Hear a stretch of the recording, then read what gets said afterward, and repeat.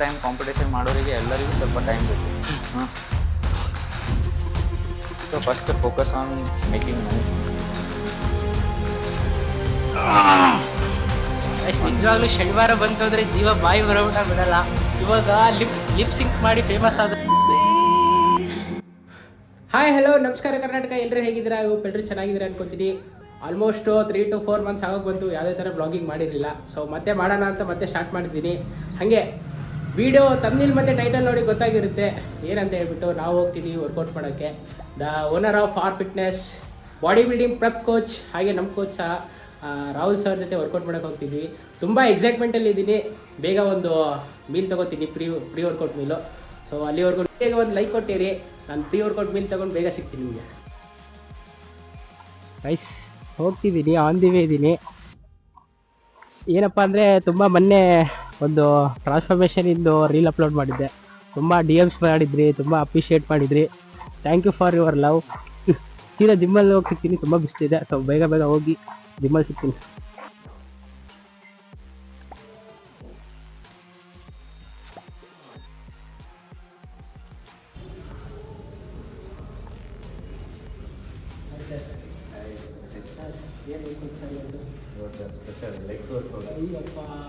ಸತ್ವಿ ನಾವು ಇವತ್ತು legs workout ಅಂತೆ ಸರ್ಪ್ರೈಸ್ ಆಗಿ ಕೊಟ್ಟಿದ್ದಾರೆ.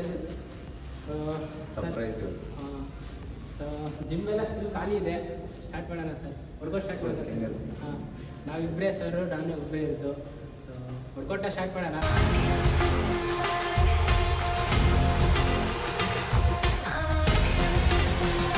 ಫಸ್ಟ್ 200 ಸ್ಪಾಟ್ಸ್, ಈ ಸ್ಪಾಟ್ಸಿಂದ ಸ್ಟಾರ್ಟ್ ಮಾಡೋಣ. ಒಂದು ವಾರ್ಮಪ್ನಿಂದ, ದೆನ್ ವಿಲ್ ಸ್ಟಾರ್ಟ್. ಸರಿನಾ? ಸೊ ಫಸ್ಟ್ ಸ್ಪಾಟ್ಸ್ ಮಾಡುವಾಗ ವಾರ್ಮಪ್ ಭಾಳ ಇಂಪಾರ್ಟೆಂಟ್. ಭಾಳ ಜನ ಏನು ಮಾಡ್ತಾರೆ, ವಾರ್ಮಪ್ ಮಾಡಲಿಲ್ಲಂಗೆ ಡೈರೆಕ್ಟಾಗಿ ವೇಟ್ಸ್ ಮಾಡೋದು ಹೋಗ್ತಾರೆ. ಆವಾಗ ನೀ ಪೇನ್, ನೀ ಇಂಜುರಿ ಆಗೋ ಚಾನ್ಸಸ್ ಜಾಸ್ತಿ ಇರುತ್ತೆ. ಸೊ ವಾರ್ಮಪ್ ಭಾಳ ಇಂಪಾರ್ಟೆಂಟ್. ಸ್ಪಾಟ್ಸ್ ಇದ್ದರೆ ಯಾವುದೇ ವರ್ಕೌಟ್ ಇಲ್ಲಿ ಫಸ್ಟ್ ಮಾಡ್ರೇಟ್ ವೇಟಿಂದ ಇಲ್ಲ ಬಾಡಿ ವೇಟಿಂದ ವಾರ್ಮಪ್ ಮಾಡಿ ದೆನ್ ವರ್ಕೌಟ್ ಸ್ಟಾರ್ಟ್ ಮಾಡಬೇಕು.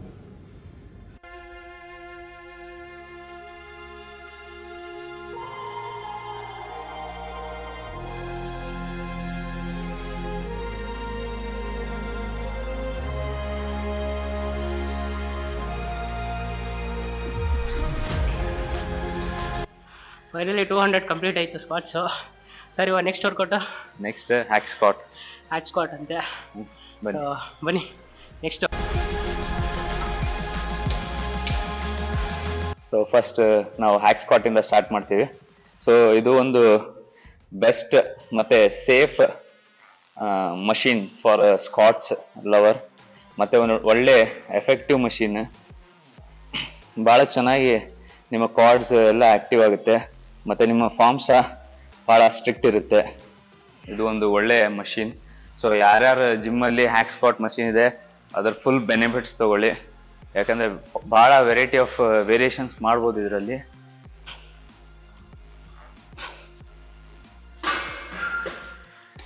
ಸರ್ ನೀವು ಇಷ್ಟೊಂದು ಇಂಟೆನ್ಸಿಟಿಯಿಂದ ವರ್ಕೌಟ್ ಮಾಡ್ತೀರಾ, ಹೆವಿ ಲಿಫ್ಟ್ ಎಲ್ಲ ಮಾಡ್ತೀರಾ ಸರ್, ಹೇಗೆ ಸರ್ ಇಷ್ಟೊಂದು ಎನರ್ಜೆಟಿಕ್ ಆಗಿರ್ತೀರಾ? ಹಾಗೆ ಏನಾದರೂ ಪ್ರೀ ವರ್ಕೌಟ್ ಮೀಲ್ ಏನಾದರೂ ತಗೋತೀರಾ ಸರ್? ಏನಾದರೂ ಅದ್ರ ಜೊತೆ ಸಪ್ಲಿಮೆಂಟ್ ಏನಾದರೂ ಯೂಸ್ ಮಾಡ್ತೀರಾ? ಸ್ವಲ್ಪ ನಮ್ಮ ವ್ಯೂವರ್ಸಿಗೆ ಹೇಳಿ ಸರ್.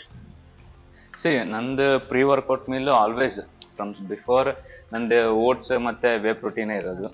ಸೊ ಅದು ಒಂದು ನನ್ನ ಫೇವ್ರೆಟ್ ಮೀಲ್, ಅದು ಬಿಫೋರ್ ವರ್ಕೌಟ್. ಸೊ ಅದನ್ನು ನಾನು ತೊಗೊಳ್ತೀನಿ. ಮತ್ತು ಸಪ್ಲಿಮೆಂಟ್ ಅಂತ ಹೇಳಿದ್ರೆ ನಾನು ತೊಗೊಳ್ಳೋದು ಕ್ರಿಯೇಟಿನ್ ಯೂಸ್ ಮಾಡ್ತೀನಿ. ಸೊ ಯಾವುದು ಪ್ರೀ ವರ್ಕೌಟ್ ಯೂಸ್ ಮಾಡಲ್ಲ, ಅದಕ್ಕೆ ನಾನು ಜಾಸ್ತಿ ಇದು ಅಡಿಕ್ಟ್ ಆಗಲ್ಲ ಪ್ರೀ ವರ್ಕೌಟಿಗೆ. ಸೊ ನಾನು ನ್ಯಾಚುರಲ್ ಏನಂದರೆ ಕ್ರಿಯೇಟಿನ್ ಅಷ್ಟೇ ಯೂಸ್ ಮಾಡ್ತೀನಿ. ಮತ್ತು supplement whey protein usually. Supplement ಈಗ ವೇ ಪ್ರೋಟೀನ್ ಯೂಸ್ ಮಾಡ್ತಾರೆ ಅಂದರೆ, ಹಾಗೆ ಪ್ರೀ ವರ್ಕೌಟ್ ಮೀಲ್ಗೆ ಒಂದು ಓಟ್ ಮೀಲ್ ತಗೋತಾರೆ. ಹಾಗೆ ಸ್ವಲ್ಪ ಸಪ್ಲಿಮೆಂಟ್ ಯಾವ ಥರ ಯೂಸ್ ಮಾಡ್ತಾರೆ? ಓಟ್ಸ್ ಮತ್ತು ವೇ ಪ್ರೋಟೀನ್ ತೊಗೊಳ್ತೀನಿ. ಅದೊಂದು ಒಳ್ಳೆ ಫೇವ್ರೆಟ್ ಮೀಲ್ ನಂದು. ಮತ್ತು ಒಳ್ಳೆ ಟೇಸ್ಟ್ ಸಹ ಇರುತ್ತೆ. ಭಾಳ ಜನರಿಗೆ ಓಟ್ಸ್ ತಿನ್ನೋಕ್ಕಾಗಲ್ಲ, ಅವರೆಲ್ಲ ಟೇಸ್ಟ್ ಚೆನ್ನಾಗಿಲ್ಲ ಅಂತ ಹೇಳ್ತಾರೆ. ಅವರಿಗೆಲ್ಲ ವೇ ಪ್ರೋಟೀನ್ ಆ್ಯಡ್ ಮಾಡಿದರೆ ಒಳ್ಳೆ ಟೇಸ್ಟ್ ಸಿಗುತ್ತೆ. ಸರ್ ಯಾವ ಬ್ರ್ಯಾಂಡ್ ತುಂಬ ಜನ ಕೇಳ್ತಾರೆ, ಯಾವ ಬ್ರ್ಯಾಂಡಿಂದ ಯೂಸ್ ಮಾಡಿದ್ರೆ ಚೆನ್ನಾಗಿ, ಕ್ರಿಯೇಟಿನ್ ಯೂಸ್ ಮಾಡಿದ್ರೆ ಯಾವ ಬ್ರ್ಯಾಂಡಿಂದ ಯೂಸ್ ಮಾಡಿದ್ರೆ ಸರ್ ಅಂತ ತುಂಬ ಜನ ಕೇಳ್ತಾರೆ. ತುಂಬ ಜನ ಸೈಡ್ ಎಫೆಕ್ಟ್ ಇದೆ ಅಂತ ಹೇಳ್ತಾರೆ, ಆದರೆ ಅಷ್ಟೊಂದು ಇದು ಇಲ್ಲ ಸರ್. ನೀವು ಇಷ್ಟು ವರ್ಷದಿಂದ ಯೂಸ್ ಮಾಡ್ತಿದ್ದೀರಾ, ಇದ್ರ ಬಗ್ಗೆ ಏನು ಹೇಳಕ್ಕೆ ಇಷ್ಟಪಡ್ತೀರಾ ಸರ್?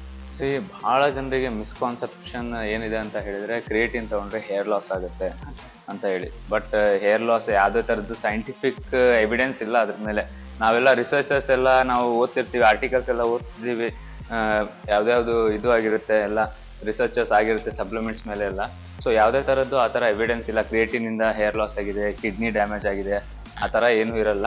ಸೊ ಅವ್ರಿಗೆ ಫಸ್ಟೇ ಬಿಫೋರ್ ಪ್ರಾಬ್ಲಮ್ ಇರುತ್ತೆ, ಕಿಡ್ನಿ ಪ್ರಾಬ್ಲಮ್ ಇರಲಿ, ಹೇರ್ ಲಾಸ್ ಪ್ರಾಬ್ಲಮ್ ಇರುತ್ತೆ. ಬಟ್ ಅದು ಕ್ರಿಯೇಟಿನ್ ತೊಗೊಂಡ್ಮೇಲೆ ಅವರು ಭಾಳ ಅಬ್ಸರ್ವ್ ಮಾಡ್ತಾರೆ. ಅವ್ರ ಮೈಂಡ್ಸೆಟ್ ಎಲ್ಲ, ಅವ್ರ ಮೈಂಡ್ಸೆಟ್ಟಲ್ಲೇ ಫುಲ್ ಫಸ್ಟಿನ ಪ್ರಿಪೇರ್ ಆಗಿರ್ತಾರೆ, ಕ್ರಿಯೇಟಿನ್ ತೊಗೊಂಡ್ರೆ ಹೇರ್ ಲಾಸ್ ಆಗ್ಬಿಡುತ್ತೆ ಅಂತ. ಸೊ ಅದು ಅವರಿಗೆ ಭಾಳ ಡೀಪಾಗಿ ಹೋಗ್ತಾರೆ. ಸೊ ಅದು ಅವರೇ ರೂಮರ್ಸ್ ಎಲ್ಲ ಸ್ಪ್ರೆಡ್ ಮಾಡ್ತಾರೆ, ಕ್ರಿಯೇಟಿನಿಂದ ಹೇರ್ ಲಾಸ್ ಆಗುತ್ತೆ ಹಂಗೆ ಅಂತ. ಸೊ ಅದೇ ಯಾವ ಥರದ್ದು ಯಾವುದೇ ಸಪ್ಲಿಮೆಂಟ್ ಇರಲಿ, ಯಾವುದೇ ಸಪ್ಲಿಮೆಂಟ್ ತೊಗೊಂಡ್ರು ಯಾವುದೂ ಸೈಡ್ ಎಫೆಕ್ಟ್ಸ್ ಇರಲ್ಲ.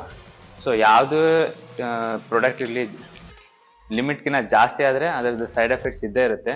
ಸೊ ನಾವೆಲ್ಲ ಲಿಮಿಟಲ್ಲಿ ಇರಬೇಕು. ಅದೇ ಹೇಳ್ತಾರಲ್ಲ, ಅಮೃತನೂ ಜಾಸ್ತಿ ಆದರೆ ವಿಷಾನೇ ಅಂತ, ಹಾಗೆ. ನೋಡಿ ಗೈಸ್, ನೋಡಿ ಕ್ಲಿಯರ್ ಆಯಿತು ಅಂದ್ಕೊತೀನಿ. ನಿಮಗೆ ತುಂಬ ಜನ ಡೌಟ್ಸ್ ಕೇಳ್ತಿದ್ರಿ ಯಾವ ಥರ ಹೆಂಗೆ ಏನು ಅಂತ. ಸೊ ಕ್ಲಿಯರ್ ಮಾಡಿದ್ದೀರಿ. So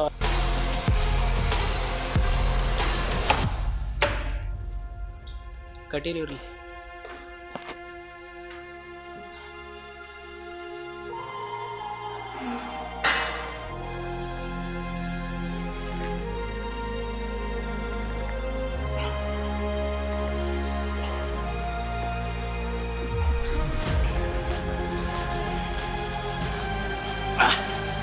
Down.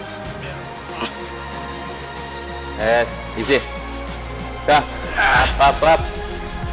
Very good. Up. Easy. Come. 5 more. 4. Up.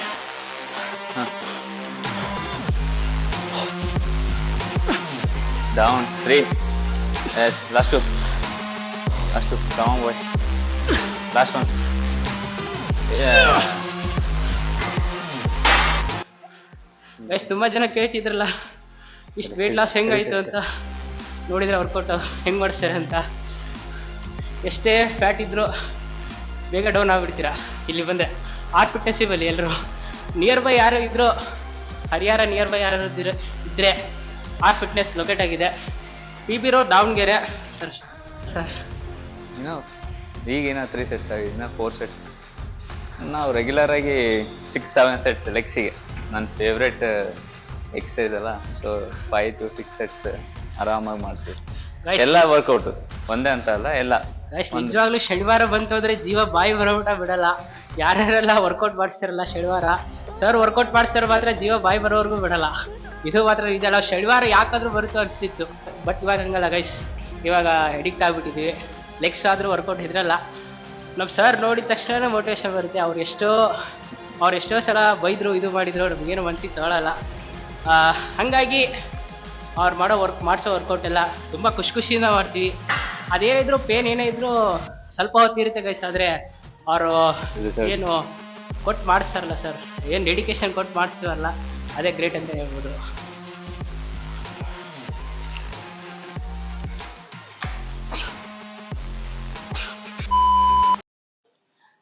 Sir ಒಂದು ಸೆಟ್ ಆದಮೇಲೆ ನೆಕ್ಸ್ಟ್ ಸೆಟ್ಟಿಗೆ ಎಷ್ಟು ನಿಮಿಷ ರೆಸ್ಟ್ ತಗೋಬೇಕು ಸರ್?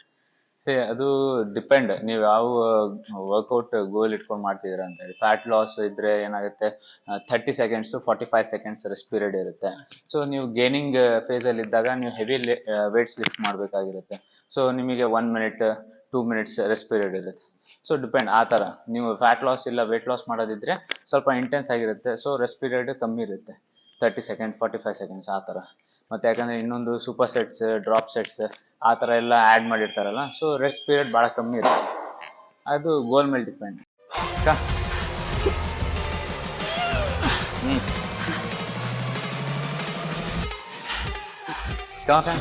ಲಾಸ್ಟು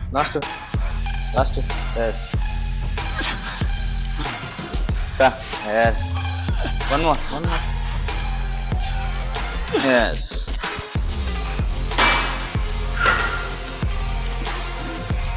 ಸ್ಟೇಜ್ ಲೆವೆಲ್ಲಿಗೆ ನೀವು ರೆಡಿ ಆಗಬೇಕಂದ್ರೆ ಎಷ್ಟು ಮಂತ್ಸ್ ಬೇಕು ಸರ್? ಆಲ್ಮೋಸ್ಟು ಒಂದು ಸ್ಟೇಜ್ ಲೆವೆಲ್ ಕಾಂಪಿಟೇಷನ್ ಆಡಬೇಕಂದ್ರೆ.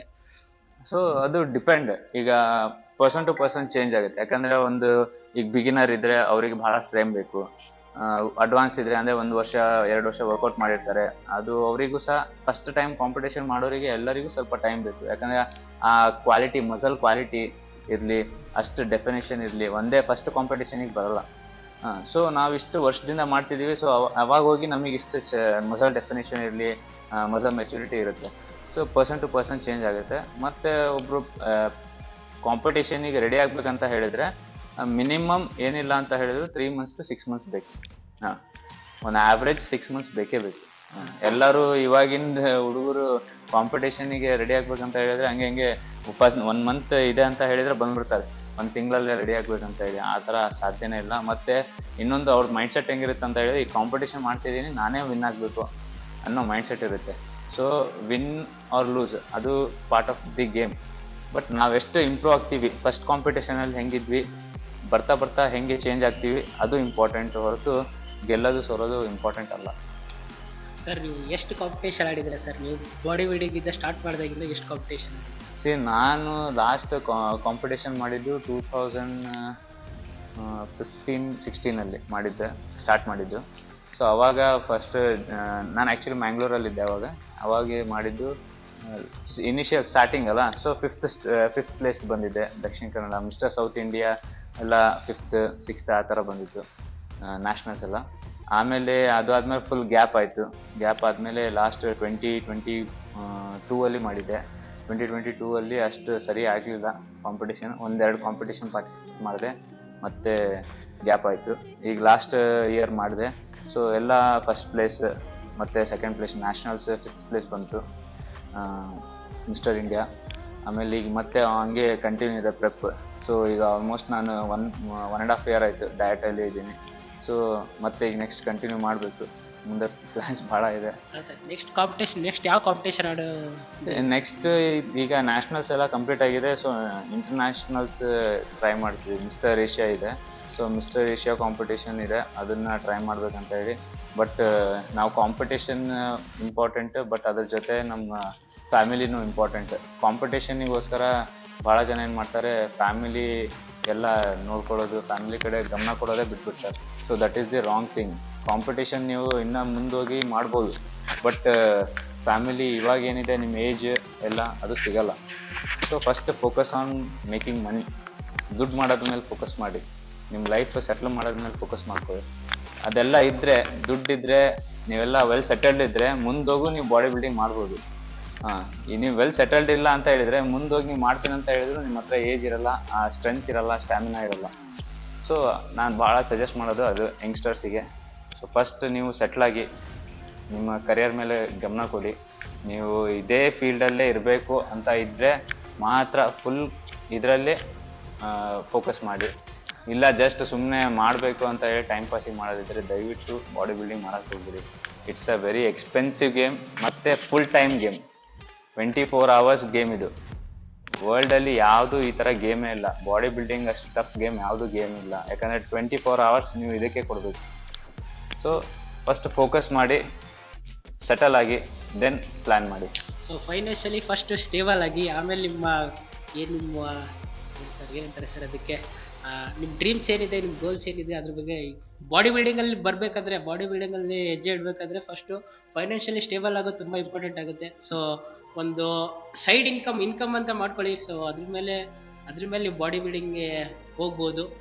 ಸರ್ ಫಸ್ಟಿಗೆ ಹಾಗೆ ಡೈರೆಕ್ಟಾಗಿ ಬಾಡಿ ಬಿಲ್ಡಿಂಗ್ ಇಳಿದಿಲ್ಲ. ಫಸ್ಟ್ ಅವರು ಫೈನಾನ್ಷಿಯಲಿ ಸ್ಟೇಬಲ್ ಆಗಿ, ಆಮೇಲೆ ನಿಧಾನಕ್ಕೆ ಅವರು ಏನು ಗೋಲ್ ಇದೆ ಅದನ್ನು ಅಚೀವ್ ಮಾಡೋಕ್ಕೆ ಅಂತ ಇವಾಗ ಮುಂದುವರಿತಿದ್ದಾರೆ.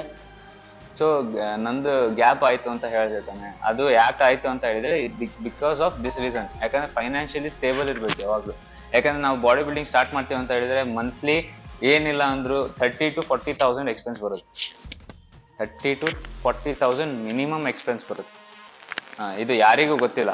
This is the big drawback of body building. ಎಲ್ಲರೂ ತಮಾಷೆ ಮಾಡ್ಕೊಂಡ್ಬಿಡ್ತಾರೆ, ಬಾಡಿ ಬಿಲ್ಡಿಂಗ್ ಆರಾಮಾಗಿ ಮಾಡ್ಬೋದು, ಏನು ಸಪ್ಲಿಮೆಂಟ್ಸ್ ಬೇಡ, ಹಂಗೆ ನ್ಯಾಚುರಲ್ ಫುಡ್ಡಲ್ಲಿ ಮಾಡ್ತೀವಿ. ಸಾಧ್ಯನೇ ಇಲ್ಲ.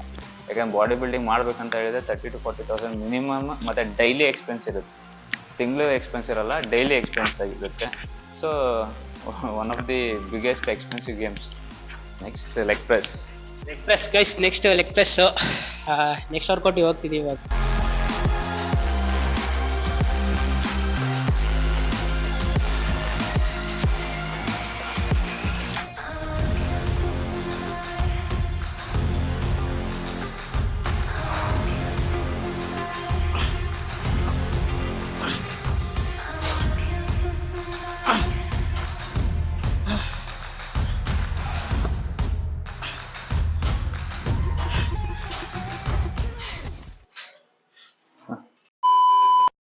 ಇದು ಒಂದು ಒಳ್ಳೆ ಹೆಲ್ಪರ್ ವಾಟರ್ ಕನ್ಸ್ಯೂಮ್ ಮಾಡೋರಿಗೆ.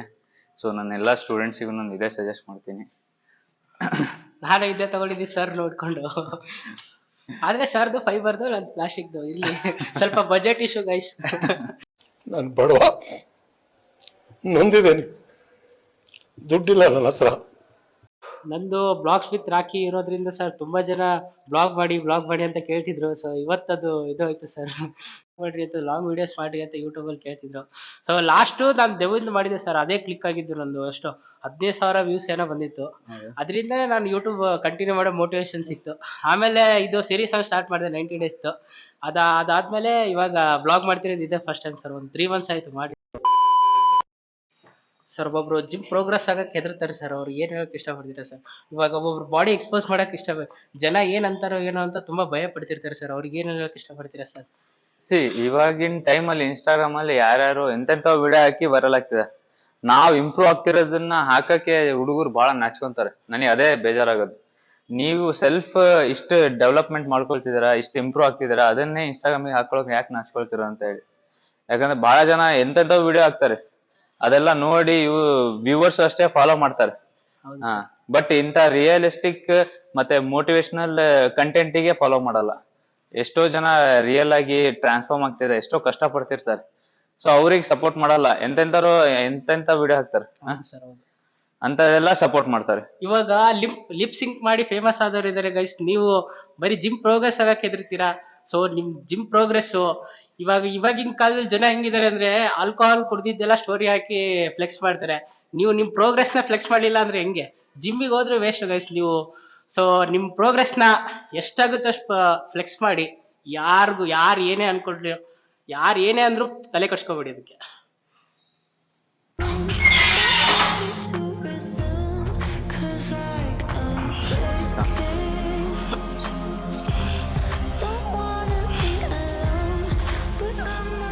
Very good.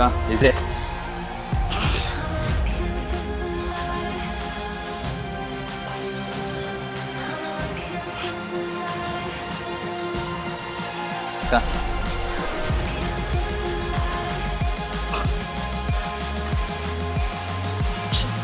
seven more. Easy guys ನೋಡಿ, ನಾನು 120 kg ಇಂದ ಸ್ಟಾರ್ಟ್ ಮಾಡಿದ್ದು. ನನ್ನ ಬಾಡಿ ಕಂಡೀಷನ್ ತುಂಬ ವರ್ಸ್ಟ್ ಆಗಿತ್ತು. ಆದರೂ ನಾನು ಅಪ್ಲೋಡ್ ಮಾಡೋಕ್ಕೆ ಏನು ಹಿಂಜರಿರಲಿಲ್ಲ. ಬಿಕಾಸ್ ನನಗೆ ಗೊತ್ತಿತ್ತು ನಾನು ಟ್ರಾನ್ಸ್ಫಾರ್ಮ್ ಆಗೇ ಆಗ್ತೀನಿ ಅಂತ. ಸೊ 120 kg ಇದ್ದಾಗೂ ನಾನು ನಾಚ್ಕೊಳ್ಳಲಿಲ್ಲ, ಹಾಕಿದ್ದೆ ಪ್ರೋಗ್ರೆಸ್ನ.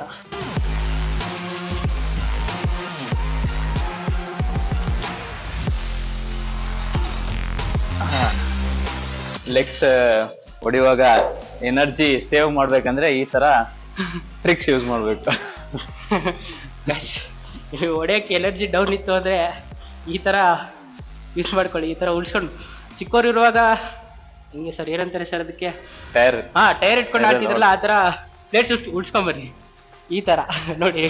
Tecnologia 220 ಇದೆ ಸರ್, 220 ವೇಟ್ಸ್ ಇದೆ ಸರ್. ಇಷ್ಟೊಂದು ವೇಟ್ಸ್ ಹೆಂಗೆ ಸರ್ ಹೊಡೆಯೋಕೆ? ಯಾವಾಗ್ಲೂ ಒಂದು ಸ್ಟ್ರಾಂಗ್ ಮೈಂಡ್ ಸೆಟ್ ಇರ್ಬೇಕು. ಹಾಗೆ ಆಗತ್ತೆ, ಮಾಡೇ ಮಾಡ್ತೀನಿ ಅನ್ನೋ ಮೈಂಡ್ ಸೆಟ್ ಇರಬೇಕು ಹೊರತು ಆಗಲ್ಲ ಅನ್ನೋ ಮೈಂಡ್ ಸೆಟ್ ಇರಬಾರ್ದು. ಯಾವಾಗಲೂ ವೇಟ್ಸಿಗೆ ನೋಡಿ ಹೆದರ್ಬಾರ್ದು. That is the mindset. ಯಾವಾಗ ವೇಟ್ಸಿಗೆ ನೋಡಿ ಹೆದರ್ಬಿಟ್ರಿ, ನೀವು ಲೈಫಲ್ಲಿ ವೇಟ್ಸೇ ಲಿಫ್ಟ್ ಮಾಡಲ್ಲ, ಜಾಸ್ತಿ heavy weights. That is the only mind set. ಹಾಗೆ ಆಗುತ್ತೆ, ಮಾಡೇ ಮಾಡ್ತೀನಿ ಅನ್ನೋ ಮೈಂಡ್ ಸೆಟ್ ಇರಬೇಕು. ಗೈಸ್, ಮಾಡ್ತೀವಿ ಅಂತ ಹೊರಡಿ, ಆಗಲ್ಲ ಅಂತ ಹೊರಬೇಡಿ, ಹಾಗೆ ಆಗುತ್ತೆ. ಲಾಸ್ಟ್ ಸೆಟ್ ಟಾಮ್ ಬಾಯ್. Easy 220 light weight.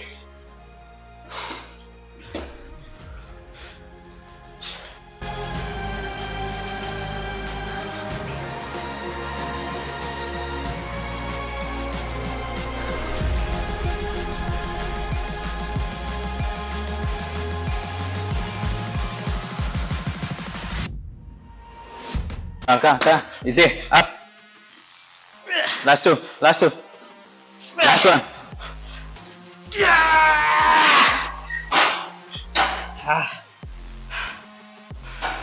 ಸಿ 220 ಬಹಳ ಜನ ಅನ್ಕೋಬಹುದು ಲೆಗ್ ಪ್ರೆಸ್ ಅಲ್ಲಿ 220 ಏನ್ ಲೈಟ್ ವೇಟ್ ಆರಾಮಾಗಿ ಹೊಡಿಬಹುದು ಅಂತ ಹೇಳಿ. ಬಟ್ ಯಾವಾಗ ನೀವು ಇಷ್ಟು ಡೀಪ್ ಆಗಿ ಹೊಡಿತೀರಾ ಅವಾಗ ಅದು 220 ಏನ್ ಅನ್ನೋದು ರಿಯಲ್ ವೇಟ್ ನಿಮಗೆ ಗೊತ್ತಾಗುತ್ತೆ. ಎಲ್ಲರೂ 220 320 ಹಾಗೆ ಹಾಕೊಂಡು ಹಾಫ್ ರೆಪ್ ಹೊಡಿತಾರೆ. ಸೊ ಆ ಹಾಫ್ ರೆಪ್ ಹೊಡೆಯೋದ್ಕಿಂತ ಡೀಪ್ ಆಗಿ ಫುಲ್ ರೇಂಜ್ ಆಫ್ ಮೋಷನ್ ಅಲ್ಲಿ ಹೊಡೆದು ನೋಡಿ ರಿಯಲ್ 220 ವೇಟ್ ಹೆಂಗೆ ಫೀಲ್ ಆಗುತ್ತೆ ಅಂತ ನಿಮಗೆ ಗೊತ್ತಾಗುತ್ತೆ. ಲೈಕ್ ಮಾಡಿ ಗೈಸ್, ಇದಕ್ಕಾದ್ರೂ ಲೈಕ್ ಮಾಡ್ಕೊಳ್ಳಿ. ಹಂಗೆ ವಿಡಿಯೋ ಇಷ್ಟ ಆದರೆ ಒಂದು ಕಮೆಂಟ್ ಹಾಕಿ, ಸ್ವೀಟ್ ಆಗಿ. A few moments later. ಅಣ್ಣ ನನ್ನ ಕೈಲಿ ಆಯ್ತಾ ಇಲ್ಲ, ಅಯ್ಯೋ ಅಣ್ಣ ನಾನು ಸತ್ತ. ಇಂಪಾರ್ಟೆಂಟ್, ವೇಟ್ಸ್ ಎಷ್ಟು ಚೆನ್ನಾಗಿ ಹೊಡಿತೀರಾ ಅಷ್ಟೇ ಚೆನ್ನಾಗಿ ನೀವು ಪ್ಲೇಟ್ಸ್ ನ ರೀರ್ಯಾಕ್ ಮಾಡೋದನ್ನ ಕಲೀರಿ ಜಿಮ್ ಅಲ್ಲಿ. That is the main important discipline thing in the gym. ಎಷ್ಟು ಚೆನ್ನಾಗಿ ವೇಟ್ಸ್ ನ ಯೂಸ್ ಮಾಡ್ತೀವಿ ಅಷ್ಟೇ ಚೆನ್ನಾಗಿ ವಾಪಸ್ ತೆಗ್ದಿಡ್ಬೇಕು ಮಷಿನ್ಸ್ ಇಂದ. ಸೊ ಅದು ಒಂದು ಡಿಸಿಪ್ಲಿನ್ ಮೇಂಟೈನ್ ಮಾಡೋ ತರ ಜಿಮ್ ಅಲ್ಲಿ.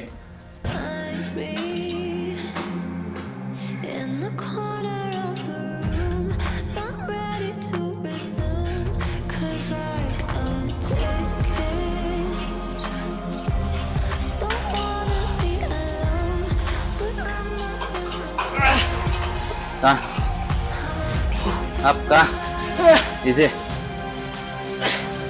Last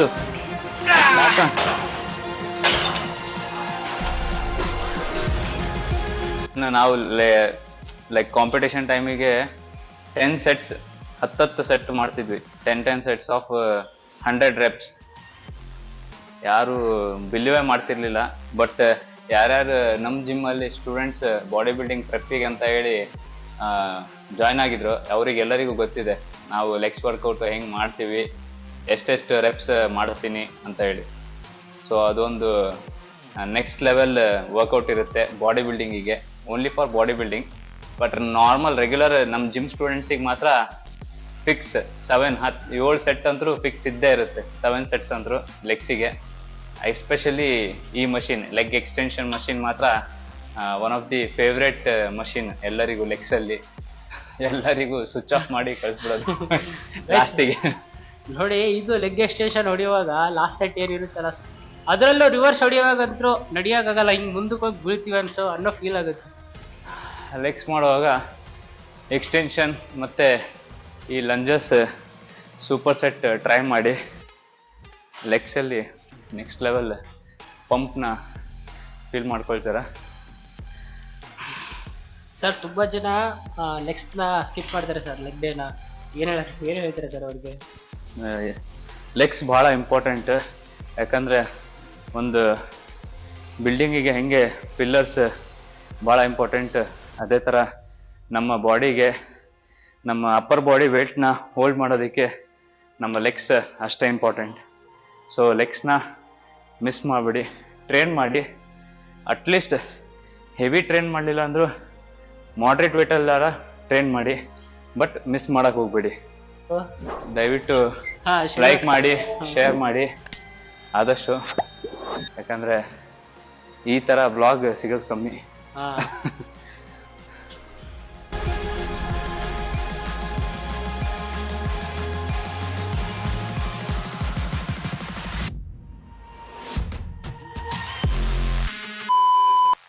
guys, finally leg workout ಮುಗಿದು ಕಂಪ್ಲೀಟ್ ಆಯಿತು.